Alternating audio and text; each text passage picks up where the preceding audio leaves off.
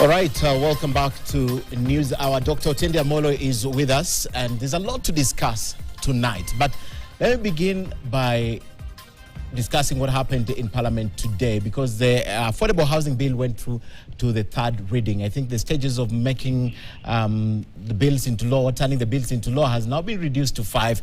Karibu sana Daktari. Today is World Mother Language Day. Oimore. Oimore ainya.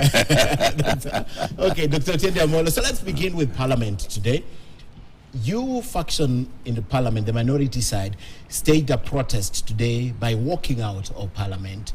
This has no bearing to what happened to Parliament, but you still walked out. Why was it necessary?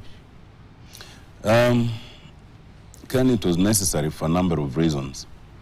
First, it must be understood that the right to protest, to picket, to demonstrate in the Constitution is not restricted to the streets. It can be exercised anywhere. You can exercise it in a police station, you can exercise it in Parliament and anywhere else. So we chose what was the more decent way. I'm sure in the past you have seen the other more confrontational means, where people have grabbed the parliamentary mess, where people have poured water on the speaker, where people have almost gone physical. But I think it was the most decent thing to do in the circumstances. First, we accept you're a minority.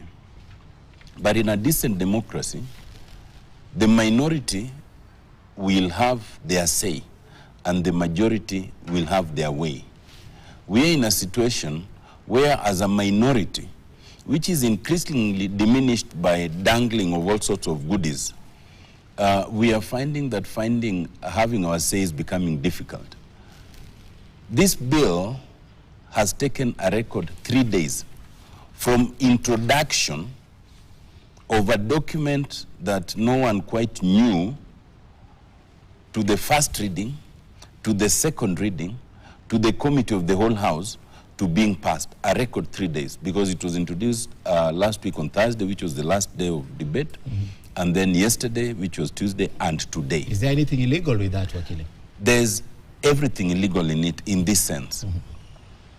When you have something as fundamental as the Affordable Housing Bill, okay, and you have gone to about 20 counties, of course after court instructed, and you've had all sorts of views from hundreds of Kenyans who overwhelmingly rejected it.